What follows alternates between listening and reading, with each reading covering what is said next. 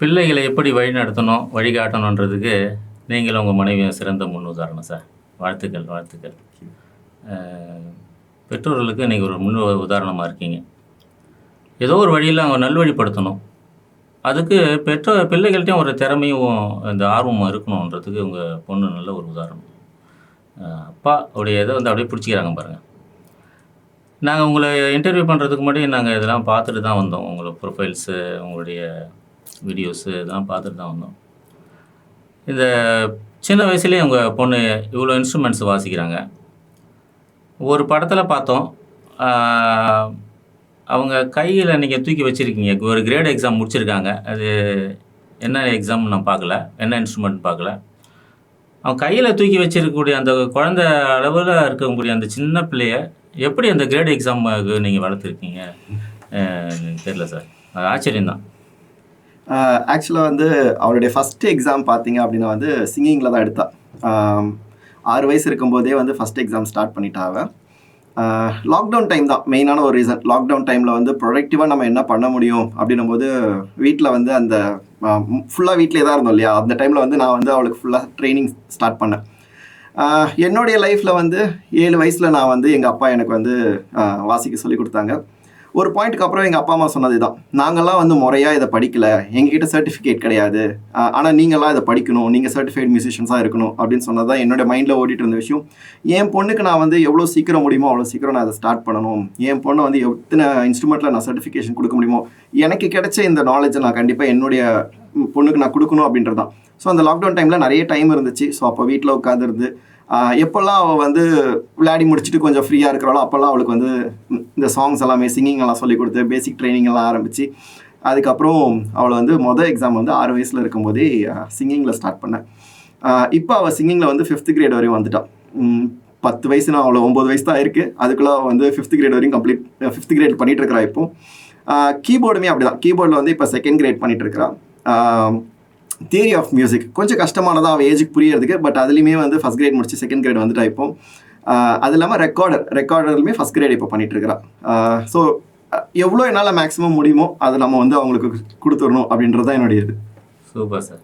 சிங்கிங்னு சொல்கிறப்போ நேயர்களுக்கு நீங்கள் விளக்கமாக சொல்லுங்கள். சிங்கிங்ன்றதுல நிறைய வெரைட்டிஸு, கர்நாடக சங்கீதம் இருக்குது, அதெல்லாம் இருக்குது. நம்மளுடைய பாப்பா வந்து என்ன சிங்கிங்கில் என்ன டைப் ஆஃப் இது முடிச்சிருக்காங்க சார்? அவங்க வந்து இப்போ வெஸ்டர்ன் வோக்கல் படிச்சுட்டு இருக்கிறாங்க. கர்நாட்டிக்லேயும் லைட்டாக நம்ம இந்தியன் கர்நாட்டிக்லேயும் அவளுக்கு இன்ட்ரெஸ்ட் இருக்குது. ஃப்ரீ ஸ்டைல் சிங்கிங்குமே அவளுக்கு இன்ட்ரெஸ்ட் இருக்குது. பட் இப்போ இருக்கிற ஜென்ரேஷன் மேபி அவள் படிக்கிற ஸ்கூலிங்கு, அவள் வளர்கிற அந்த சூழ்நிலை வந்து மோஸ்ட்லி இன்ட்டு வெஸ்டர்ன் கல்ச்சர் அப்படின்றதுனால அவள் வந்து வெஸ்டர்ன் சிங்கிங்கில் அவள் பார்க்குற சாங்ஸ் எல்லாமே மோஸ்ட்லி இங்கிலீஷ் சாங்ஸாக தான் இருக்கும். ஸோ அதனால் வெஸ்டர்ன் சிங்கிங்கில் தான் அவள் சர்டிஃபிகேஷன்ஸ் எல்லாம் பண்ணிட்டு இருக்கா. Super super sir. அதாவது இன்ஸ்ட்ருமெண்ட்டில் இன்றைக்கி ஒரு ரெக்கார்ட் ஒரு இன்ஸ்ட்ருமெண்ட் சார். அது விண்ட் இன்ஸ்ட்ருமெண்ட் தானே? ஆமாம், அது கரெக்ட். அது காற்று கருவி தான். அது சின்ன வயசில் அந்த ஒரு சின்ன பலூன் ஊதலாம் குழந்தைங்க, அவ்வளோதான். இது ஒரு அப்படியே தம் கட்டி அந்த வாசிக்கக்கூடிய அந்த ரெக்கார்டர் இன்ஸ்ட்ருமெண்ட்டு. அது இந்த ட்ரினிட்டி மியூசிக் காலேஜில் அது ஒரு கோர்ஸ் கிரேடு வச்சுருக்காங்க. அது எப்படி சாத்தியமாச்சு உங்கள் பொண்ணுக்கு? அது இல்லாமல் தியரி ஆஃப் மியூசிக்கும் சொல்கிறீங்க. இதெல்லாம் வந்து இந்த வயசில் இத்தனை இன்ஸ்ட்ருமெண்ட்ஸு, தியரி ஆஃப் மியூசிக்கு உங்களை தாண்டி நீங்கள் 7 வயசில் தொட்டிங்க. ஆனால் கிரேட் எக்ஸாம்லாம் அப்போ ஸ்டார்ட் பண்ணலை. இருந்தாலும் அவங்க இந்த வயசுலேயே படிக்கிறதுக்கு ஒரு உத்வேகம் கொடுத்தீங்க. இன்றைக்கி திணிக்கலை. நீங்கள் சொன்னீங்க பாருங்கள், நாங்கள் இதெல்லாம் படிக்கணும், நான் எங்கள் அப்பா சொல்லிட்டாரு, அதனால் அந்த ஒரு திணிக்கலை. நீங்கள் சொன்னீங்க, உங்கள்கிட்ட இருக்கிறதுலாம் நல்ல விஷயங்கள்லாம் கேதர் பண்ணுற அளவுக்கு அந்த ஆர்வமும் அந்த பிள்ளைகிட்ட இருந்தது. அது ஞானம், அதுதான் இறைவன் கொடுத்த ஞானம். அது எப்படி சாத்தியம் இந்த வெண்ட் இன்ஸ்ட்ருமெண்ட்லாம்? இந்த ரெக்கார்டர் வந்து பார்த்தீங்க அப்படின்னா இது ஒரு இன்ட்ரெஸ்டிங்கான இன்ஸ்ட்ருமெண்ட். ஆக்சுவலாக நீங்கள் சொன்ன மாதிரி அது விண்ட் இன்ஸ்ட்ருமெண்ட் தான். காற்று நிறைய வந்து செஸ்ட்டில் வந்து நிறைய ஆட் இருக்கணும். நீங்கள் சொன்ன மாதிரி தம் கட்டி தான் நம்ம வாசிக்கணும் ஆக்சுவலாக. ஆனால் யூரோப்பியன் கண்ட்ரீஸில் வந்து ஃபஸ்ட்டு சொல்லிக் கொடுக்குற இன்ஸ்ட்ருமெண்ட்டே ரெக்கார்டர் தான். ஒரு சின்ன குழந்தைகளுக்கு வந்து ஃபஸ்ட்டு ஸ்டார்ட் பண்ணுற இன்ஸ்ட்ருமெண்ட்டே ரெக்கார்டர் தான் இருக்கும். அதுக்கப்புறம் தான் வந்து அவங்கள பியானோலையோ வயலின்லையோ கொண்டு வர ஆரம்பிக்கிறாங்க. ஸோ நம்ம இங்கே இந்தியாவில் தான் பார்த்தீங்கன்னா ஃபஸ்ட்டு நம்ம எடுத்தோன்னே கீபோர்டுக்கு போகிறோம். ஆனால் யூரோப்பியன் கல்ச்சர் படி ரெக்கார்டர் தான் ஃபஸ்ட் இன்ஸ்ட்ருமெண்ட்டாக இருக்கும்.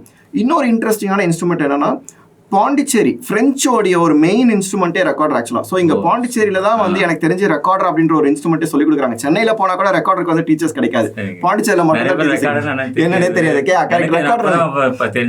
ரெக்கார்டர் அப்படின்றது வந்து ஒரு வெஸ்டர்ன் ஒரு ஃப்ளூட் மாதிரி தான் அது ஆக்சுவலாக. பட் வெஸ்டர்ன் ஃப்ளூட் அவ்வளோதான் அதோட வித்தியாசம். அதில் பாண்டிச்சேரியில் தான் அதுக்கு டீச்சர்ஸே இருக்கிறாங்க, சென்னையிலே அதுக்கு டீச்சர்ஸ் கிடையாது. ஸோ அந்த இன்ஸ்ட்ருமெண்ட் வந்து ஒரு ரேரான இன்ஸ்ட்ருமெண்ட், பரோ பீரியட் இன்ஸ்ட்ருமெண்ட் சொல்லுவாங்க. அது ரொம்ப பழமையான ஒரு இன்ஸ்ட்ருமெண்ட் அது. ஸோ அது இங்கே இருக்குதுன்றதுனால கற்றுக்கணும் அப்படின்றதுக்காக அவளை வந்து அவளுக்குமே அதில் ரொம்ப இன்ட்ரெஸ்ட். இன்ஃபேக்ட் கீபோர்டை விட அவளுக்கு வந்து ரெக்கார்டில் தான் ரொம்ப இன்ட்ரெஸ்டடாக இருக்கும். பார்த்தேன் ஃபோட்டோஸில் ஏதோ ஒரு பர்த்டேக்கு அந்த ரெக்கார்டரை ப்ரெசென்ட் பண்ணுறீங்க. சந்தோஷம் சார். நிறைவான ஆசீர்வாதம் பிள்ளைங்க மேலே இருக்கும். இன்னும் உங்களை தான் நீங்கள் சாதிப்பாங்க. வாழ்த்துக்கள் சார், வாழ்த்துக்கள். சார், முதல்ல நீங்கள் வந்து தொட்ட இன்ஸ்ட்ருமெண்ட்டு ஹார்மோனியம்னு சொன்னீங்க. உங்களுக்கு நினைவு இருக்கா அதில் முதல்ல அந்த வாசித்த பாட்டு? அது மறக்க முடியாது தான் கண்டிப்பாக. ஃபர்ஸ்ட் எங்கள் அப்பா வந்து வீட்டில் ஒரு நாள் ஹார்மோனியத்தை எடுத்துகிட்டு வந்து வாசிக்க சொல்லி கொடுத்தாங்க போது ஃபஸ்ட்டு சாங் வந்து ஒரு கிறிஸ்டியன் சாங், என்னாலுமே துதிப்பாய் அப்படின்னு சொல்லிட்டு ஒரு சாங். அதான் ஃபஸ்ட்டு எனக்கு சொல்லி கொடுத்தாங்க. அது இன்னுமே எனக்கு ஞாபகம் இருக்குது. அது அன்னைக்கு ஒரு நாளில் நான் கற்றுக்கல. அது ஆக்சுவலாக அன்னைக்கு வந்து அந்த ஒரு ஃபஸ்ட்டு 2 லைன்ஸ் மட்டும் தான் ஸ்டார்ட் பண்ணாங்க. அதுக்கப்புறம் ப்ராக்டிஸ் பண்ண சொன்னாங்க. அதுக்கப்புறம் ஒரு 2-3 டேஸ் முடியும் போது அந்த ஃபுல் சாங் கம்ப்ளீட் பண்ணோமே. அந்த ஃபுல் சாங்குடைய ரைட் ஹேண்டு ஹார்மோனியத்தில் வாசிக்க சொல்லி கொடுத்தது. ஸோ என்னாலுமே துதிப்பாய் அப்படின்றத நான் ஃபஸ்ட்டு கற்றுக்கிட்ட சாங் ஹார்மோனியத்தில் வாசித்தது. அந்த பாடல் அங்கே தொட்டிங்க. இன்றைக்கி இவ்வளோ நிலையில் வளர்ந்துருக்கீங்க.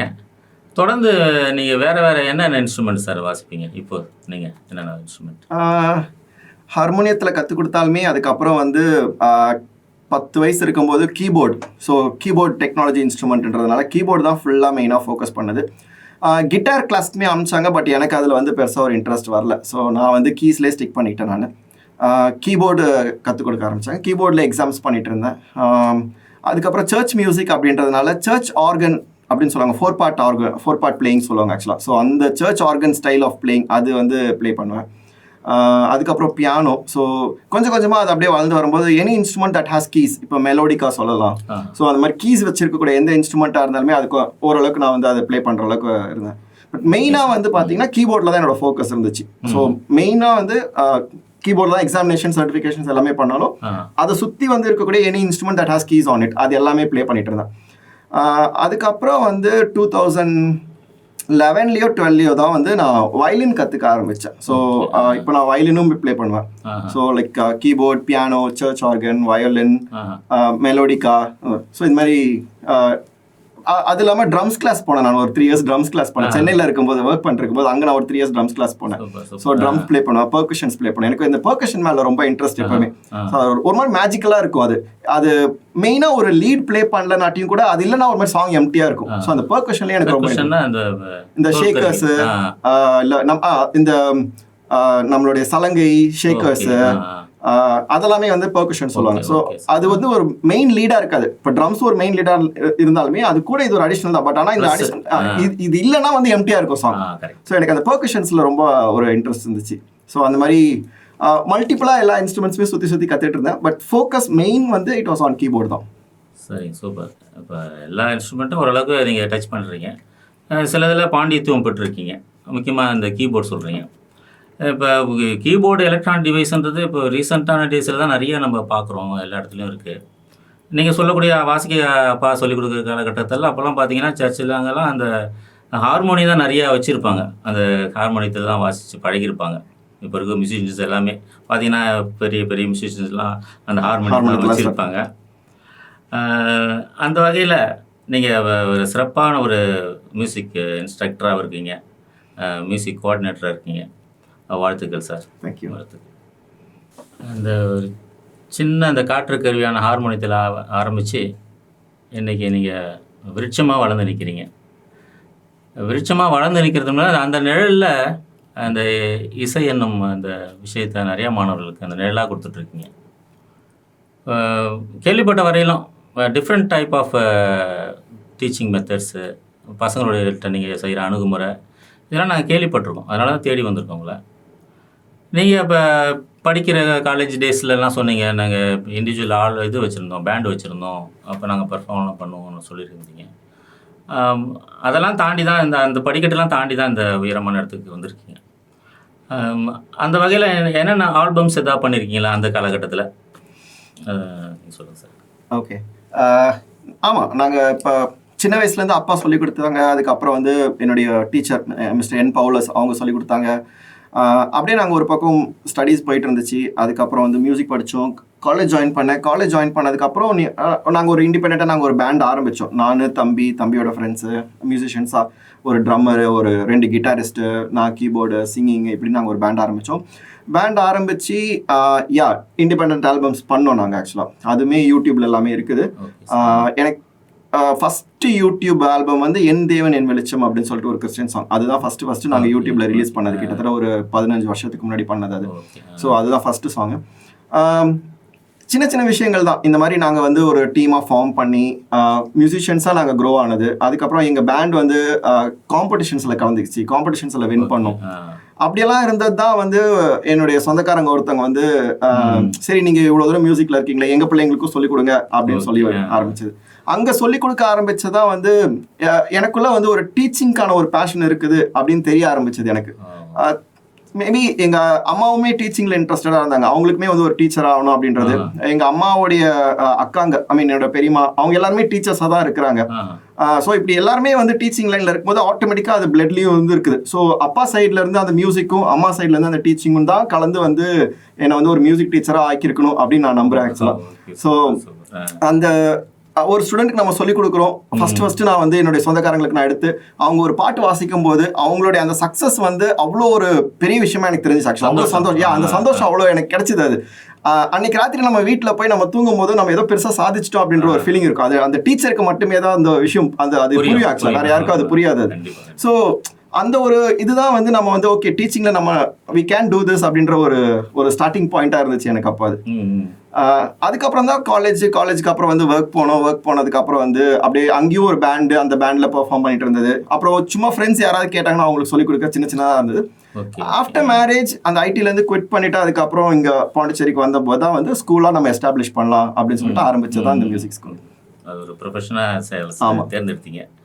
அது அதாவது சொல்கிற மாதிரி அது பணம் சம்பாதிக்கக்கூடிய ஒரு வழிமுறையாக மட்டும் இல்லாமல் அது 4 பேருக்கு அது சேவை மனப்பான்மையோட, அம்மா சொன்னீங்கல்ல, அம்மாவுக்கும் ஒரு டீச்சர் ஆகணுன்ற ஒரு ஆசை இருந்தது. அவங்க செஞ்ச அந்த நர்சிங் ஜாப் தானே, அது ஒரு சேவை பணி தான். அது ஒரு டைப் ஆஃப் சேவை பணி, இது ஒரு சேவை பணி. அந்த வகையில் இசையை தந்தைக்கிட்டேருந்து பெற்று அம்மாவுடைய சேவை பணியான அந்த இதுலேருந்து அந்த ஆசிரியர் பணியை தேர்ந்தெடுத்து பெஸ்ட்டு டீச்சர். ஆனால் இன்றைக்கி பார்க்க அந்த ஆசிரியர் பணி மேலே எவ்வளோ ஆர்வம் வச்சுருக்குன்றது ஒவ்வொரு டீச்சர்ஸ் டேலையும். இப்போ ரீசெண்டாக ஒன்றும் டீச்சர்ஸ் டே நீங்கள் பார்த்தேன், அதில் ஃபேஸ்புக்கில் இருந்தது. அது சிறப்பாக இருந்தது. உங்கள் ஓன் லிரிக் அதுக்கு கம்போஸ் பண்ணி அதை சாங்காக மாற்றிருந்தீங்க. கரெக்ட். சூப்பர் சார், சிறப்பு. தேங்க்யூ.